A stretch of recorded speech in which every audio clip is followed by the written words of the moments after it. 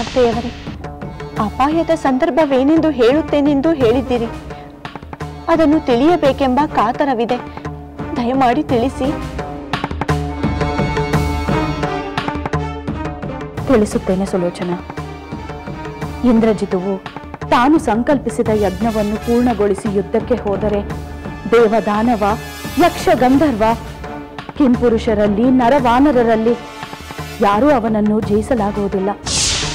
ಈ ವಿಷಯ ನಿನಗೆ ಮೊದಲೇ ತಿಳಿದಿದೆಯಲ್ಲವೇ? ತಿಳಿದಿದೆ. ಜೊತೆಗೆ ನನ್ನ ಪತಿ ರಣರಂಗದಲ್ಲಿ ಯುದ್ಧ ಮಾಡುತ್ತಿರುವ ವಿಷಯವೂ ತಿಳಿದಿದೆ. ತಿಳಿಯದಿರುವ ವಿಷಯವೆಂದರೆ ಅವರು ತಮ್ಮ ಹೋಮ ಕಾರ್ಯವನ್ನು ಪೂರ್ಣಗೊಳಿಸಿ ಯುದ್ಧಕ್ಕೆ ಹೊರಟರೆ ಇಲ್ಲವೇ ಎಂಬುದು. ಅದೇ ಈಗ ನನ್ನ ಆತಂಕಕ್ಕೆ ಕಾರಣವಾಗಿದೆ. ನನಗೂ ಆತಂಕವಾಗಿದೆ ಸುಲೋಚನಾ. ಇಂದ್ರಜಿತುವು ನಿಕುಂಬಿಲಾ ವನದಲ್ಲೇ ಯುದ್ಧ ಮಾಡಿದರೆ ಅವನಿಗೆ ಯಾವ ಅಪಾಯವೂ ಇಲ್ಲ. ಅದಕ್ಕೆ ಸಮೀಪದ ಸ್ಥಳದಲ್ಲೇನಾದರೂ ಅವನು ಯುದ್ಧಕ್ಕೆ ಹೋದರೆ, ಶತ್ರುಗಳು ಅಲ್ಲಿ ಅವನನ್ನು ಆಕ್ರಮಣ ಮಾಡಿದರೆ ಅವನಿಗೆ ಅಪಾಯ ಒದಗುತ್ತದೆ. ಅವನು ಆ ಸ್ಥಳಕ್ಕೆ ಹೋಗದಿದ್ದರೆ ಅಥವಾ ಹೋದರೂ ಯಜ್ಞ ಬಲಿಯನ್ನು ನೀಡಿಬಿಟ್ಟರೆ ಅವನಿಗೆ ಯಾವ ಅಪಾಯವೂ ಸಂಭವಿಸುವುದಿಲ್ಲ. ಅತ್ತೆಯವರೇ, ನಿಕುಂಬಿಲ ವನದ ಬಳಿ ಇರುವಂತ ಅಪಾಯದ ಸ್ಥಳ ಯಾವುದು? ಸುಲೋಚನಾ, ಆ ಸ್ಥಳ ನಿಕುಂಬಿಲ ವನದ ಬಳಿಯ ಆಲದ ಮರದ ಪ್ರದೇಶ. ಇಂದ್ರಜಿತುವು ಅಲ್ಲಿಗೆ ಹೋಗದಿದ್ದರಾಯಿತು. ಆಗ ಅವನು ಅಪಾಯದಿಂದ ತಪ್ಪಿಸಿಕೊಳ್ಳಬಹುದು. ಅವರು ಈಗ ನಿಕುಂಬಿಲ ವನದಲ್ಲಿಯೇ ಯುದ್ಧ ಮಾಡುತ್ತಿದ್ದಾರೆ. ಆಲದ ಮರದ ಬಳಿಗೆ ಹೋಗಿಲ್ಲ. ಸದ್ಯ ಅವನು ಅಲ್ಲಿಗೆ ಹೋಗುವುದು ಬೇಡ. ಹೋದರೂ ಅಲ್ಲಿ ಅವನ ಮೇಲೆ ಆಕ್ರಮಣ ನಡೆಯಬಾರದು. ಹಾಗಾದರೆ ಮಾತ್ರ ಇಂದ್ರಜಿತುವಿನ ಬಗ್ಗೆ ನಾವು ಚಿಂತೆ ಮಾಡುವಂತಿರುವುದಿಲ್ಲ. ಅತ್ತೆಯವರೇ, ಅವರು ಅಲ್ಲಿಗೆ ಹೋಗಿಲ್ಲವೆಂದರೆ ಅವರಿಗೂ ಆ ಅಪಾಯದ ಅರಿವು ಇರಬೇಕಲ್ಲವೇ? ಹೌದು ಸುಲೋಚನಾ, ಎಲ್ಲ ನಮ್ಮ ನಿರೀಕ್ಷೆಯಂತೆ ನಡೆಯಲಿ ಎಂದು ಆ ದೇವರನ್ನು ಪ್ರಾರ್ಥಿಸೋಣ. ಹೌದು ಅತ್ತೆಯವರೇ, ನಮ್ಮಿಂದ ಆಗುವುದು ಅದೊಂದೇ. ನಾವು ಪ್ರಾರ್ಥಿಸೋಣ.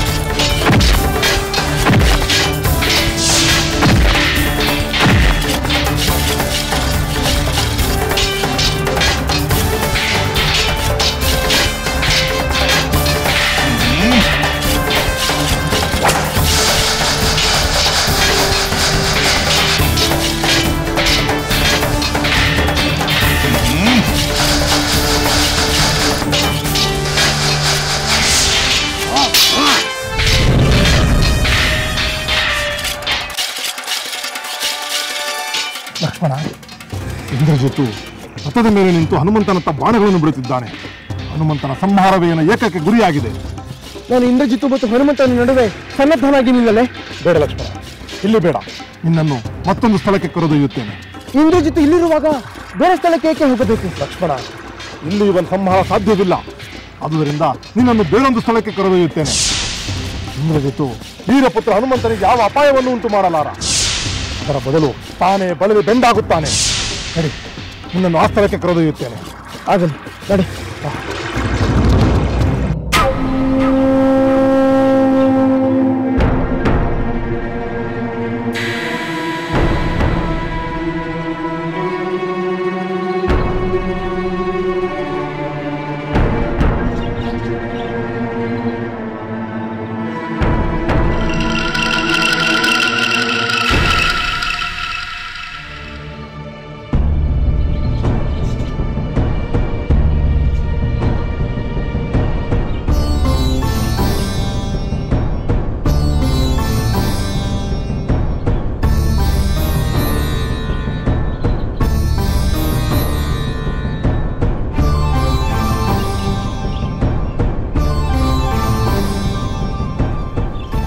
ಬೇಡವೆಂದು ಯಾರು ಎಷ್ಟೇ ಹೇಳಿದರೂ ಅವನಿಲ್ಲಿಗೆ ಬರಲೇಬೇಕು, ಹತನಾಗಲೇಬೇಕು. ವಿಭೀಷಣ, ಏನು ಹೇಳುತ್ತಿರುವೆ? ಇಲ್ಲಿಗೆ ಯಾರು ಬರುತ್ತಾರೆ? ಇಲ್ಲಿ ಯಾರು ಹತರಾಗುತ್ತಾರೆ? ಆ ಇಂದ್ರಜಿತುವಿನ ಸಂಹಾರವಾಗಬೇಕೆಂದು ಹೇಳಿದ್ದೆ. ಆದರೆ ನನ್ನನ್ನು ಇಲ್ಲಿಗೆ ಕರೆದುಕೊಂಡು ಬಂದೆ. ವಿಭೀಷಣ, ನಾನು ಇಲ್ಲಿ, ಆ ಇಂದ್ರಜಿತು ಅಲ್ಲಿ. ಅವನ ಸಂಹಾರ ಹೇಗೆ ಸಾಧ್ಯ? ಲಕ್ಷ್ಮಣ, ಕಾರಣವಿಲ್ಲದೆ ನಾನು ಮಾತನಾಡುವುದಿಲ್ಲ. ಆ ಇಂದ್ರಜಿತುವಿನ ಸಂಹಾರ ನಮ್ಮ ಗುರಿ ಎಂಬುದು ನನಗೆ ತಿಳಿದಿದೆ. ಆ ಗುರಿ ಸಾಧಿಸಲೆಂದೇ ನಾನು ನಿನ್ನನ್ನು ಇಲ್ಲಿಗೆ ಕರೆತಂದೆ. ಅದು ಹೇಗೆ ಸಾಧ್ಯ ವಿಭೀಷಣ? ಇದರಲ್ಲಿ ಒಂದು ರಹಸ್ಯವಿದೆ. ಆ ರಹಸ್ಯ ನನಗೆ ತಿಳಿದಿರುವುದರಿಂದಲೇ ನಾನು ನಿನ್ನನ್ನು ಇಲ್ಲಿಗೆ ಕರೆದುಕೊಂಡು ಬಂದದ್ದು. ವಿಭೀಷಣ, ಯಾವ ರಹಸ್ಯ? ಹೇಳುತ್ತೇನೆ ಲಕ್ಷ್ಮಣ. ಇಂದ್ರಜಿತು ಇಲ್ಲಿಗೆ ಬಂದು ಭೂತಗಳಿಗೆ ಬಲಿ ನೀಡಿದ ನಂತರವೇ ರಣರಂಗಕ್ಕೆ ಬರುತ್ತಾನೆ. ಭೂತಗಳಿಗೆ ಬಲಿ ನೀಡುವುದರ ಮೂಲಕ ಅವನು ಯುದ್ಧ ಭೂಮಿಯಲ್ಲಿ ಅದೃಶ್ಯನಾಗುತ್ತಾನೆ. ಶತ್ರುಗಳ ಮೇಲೆ ಜಯ ಸಾಧಿಸಲು ಇದೇ ಅವನಿಗೆ ನೆರವಾಗುತ್ತದೆ. ಆದುದರಿಂದ ಅವನು ಈ ವಟವೃಕ್ಷದ ಬಲಿಗೆ ಬರುವುದರೊಳಗಾಗಿಯೇ ಅವನನ್ನು, ಅವನ ಅರ್ಥಾಶ್ವಗಳನ್ನು ಧ್ವಂಸ ಮಾಡು. ಅಂದರೆ ಅವನನ್ನು ಸಂಹರಿಸಬೇಕು. ಹೌದು. ಇಂದ್ರಜಿತು ಹೋಮ ಕಾರ್ಯವನ್ನು ಪೂರ್ಣಗೊಳಿಸಿ ಇಲ್ಲಿಗೆ ಬಂದು ಭೂತ ಬಲಿಯನ್ನು ನೀಡಿದರೆ ಅವನು ಅಜೇಯನಾಗುತ್ತಾನೆ. ಅವನು ಭೂತ ಬಲಿಯನ್ನು ನೀಡುವುದರ ಮೊದಲೇ ಅವನ ಮೇಲೆ ಆಕ್ರಮಣ ಮಾಡಿದರೆ ಅವನನ್ನು ಸಂಹರಿಸುವುದು ಸುಲಭ. ಹಾಗೆ ಆಗಲಿ ವಿಭೀಷಣ. ಅವನು ಇಲ್ಲಿಗೆ ಬರುವುದನ್ನು ನಾನು ಕಾಯುತ್ತೇನೆ. ಆದರೆ ರಣರಂಗದಲ್ಲಿ ನಮ್ಮ ಹನುಮಂತ ಅವನನ್ನು ಜೀವಂತವಾಗಿ ಬಿಡಬೇಕು. ಅಂದರೆ ರಣರಂಗದಲ್ಲೇ ಹನುಮಂತ ಇಂದ್ರಜಿತವನ್ನು ಸಂಹರಿಸಿ ಬಿಡುತ್ತಾನೇನೋ ಎಂಬ ಚಿಂತೆಯೇ? ಚಿಂತೆ ಏಕೆ? ಆ ರಾವಣ ಪುತ್ರನನ್ನು ಸಂಹರಿಸಿದ ಕೀರ್ತಿ ನಮ್ಮ ಹನುಮಂತನಿಗೆ ಲಭಿಸಿದರೆ ನಿಮಗೂ ಸಂತೋಷವೇ?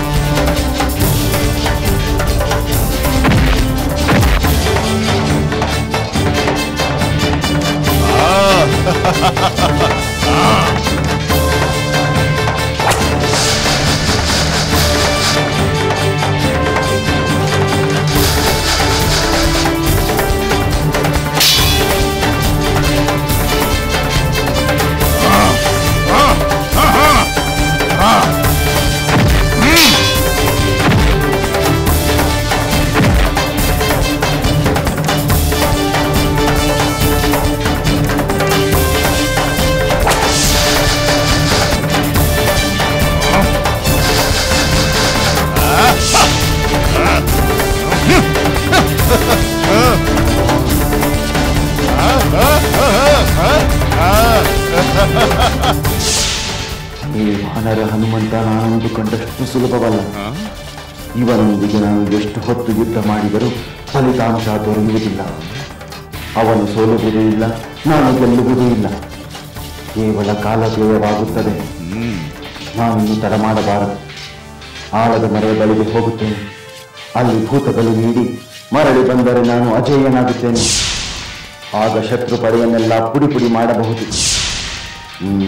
ಹೌದು, ಅದೇ ಸರಿ.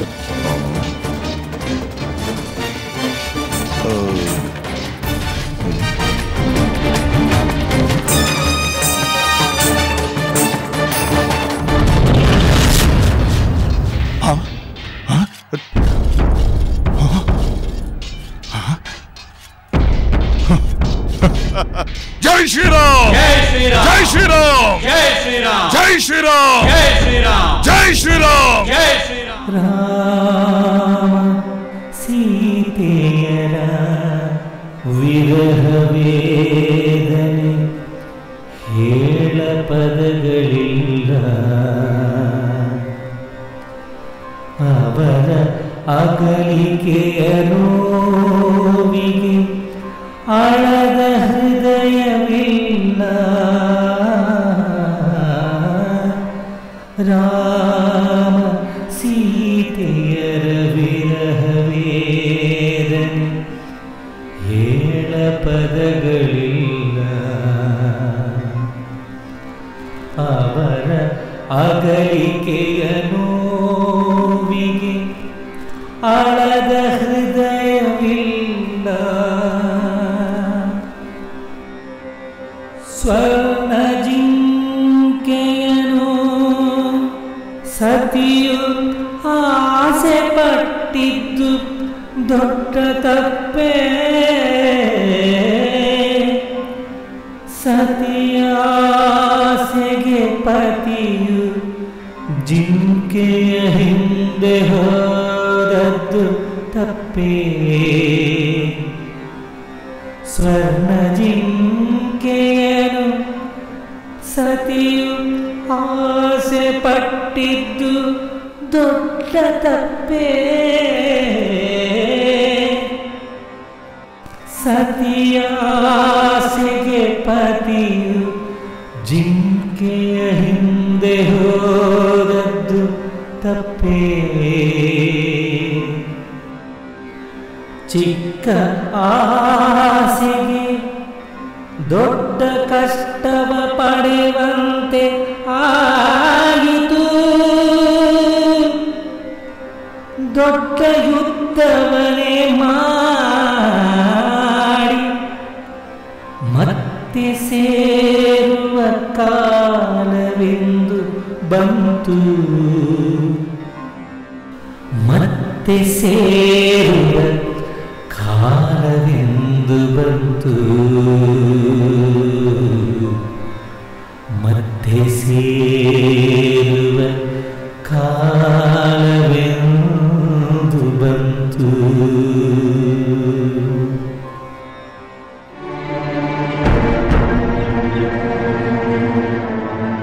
ವಿಭೀಷಣ, ಆ ರಾವಣ ಪುತ್ರ ಇಲ್ಲಿಗೆ ಬರುವುದು ಖಚಿತವೇ? ಖಂಡಿತ ಬರುತ್ತಾನೆ ಲಕ್ಷ್ಮಣ, ಇದರಲ್ಲಿ ಯಾವ ಸಂದೇಹವೂ ಇಲ್ಲ. ಇಂದ್ರಜಿತ್ ಹೋಮದಿಂದ ನೇರವಾಗಿ ಯುದ್ಧಕ್ಕೆ ಬಂದ. ಇಲ್ಲಿಗೆ ಬಂದು ಅವನು ಭೂತಗಳಿಗೆ ಬಲಿಯನ್ನು ನೀಡಲಿಲ್ಲ. ಆದ್ದರಿಂದ ಅವನು ಯುದ್ಧವನ್ನು ಹೆಚ್ಚು ಹೊತ್ತು ಮುಂದುವರಿಸುವುದಿಲ್ಲ. ಯಾವ ಕ್ಷಣದಲ್ಲಾದರೂ ಅವನು ಇಲ್ಲಿಗೆ ಕಾಣಿಸಿಕೊಳ್ಳಬಹುದು. ಅವನು ಇಲ್ಲಿಗೆ ಬಂದು ಭೂತಗಳಿಗೆ ಬಲಿ ನೀಡುವ ಮೊದಲು ಅವನನ್ನೇ ಬಲಿ ನೀಡಬೇಕು. ಹೌದು ವಿಭೀಷಣ, ಅವನು ಕಂಡ ಕೂಡಲೇ ಮಿಂಚಿನ ವೇಗವನ್ನು ಮೀರಿಸಿದ ಬಾಣಗಳಿಂದ ಅವನನ್ನು ಸಂಹರಿಸಬೇಕು. ಲಕ್ಷ್ಮಣ,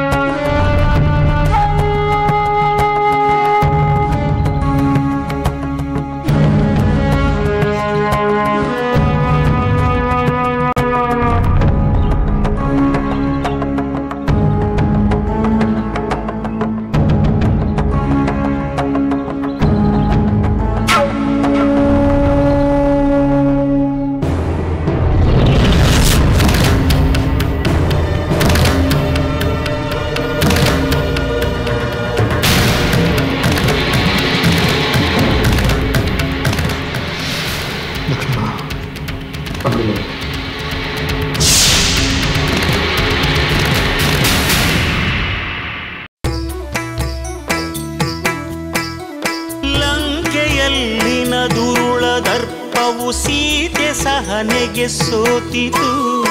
ಅಂಕೆ ಇರದ ಅಸುರ ಕುಲವು ರಾಮ ಬಾಣಕ್ಕೆ ಅಡಗಿತು. ದೂರವಿರಲಿ ಸನಿಹವಿರಲಿ ರಾಮ ಹೃದಯ ನಿವಾಸಿನಿ. ಯುಗವು ಯುಗವು ಸಾಗಲಿ ಅಕಳಂಕ ಪ್ರೇಮ ಪ್ರಬೋಧಿನಿ. ಅಮರ ಗಾಧೆ ಧರಣಿ ಜಾತೆ ಸಾಧ್ವೆ ಸೀತೆ ಸುಚರಿತೆ. ಸಹನ ಶಕ್ತಿ ಪತಿಯ ಭಕ್ತಿ ಲೋಕಮಾನ್ಯ ವಂದಿತೆ.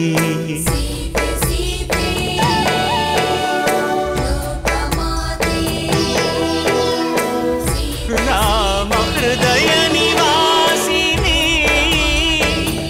ಅಕಳಂಕ ಪ್ರೇಮ ಪ್ರಬೋಧಿನಿ. ಸೀತೆ ಮಾತೆ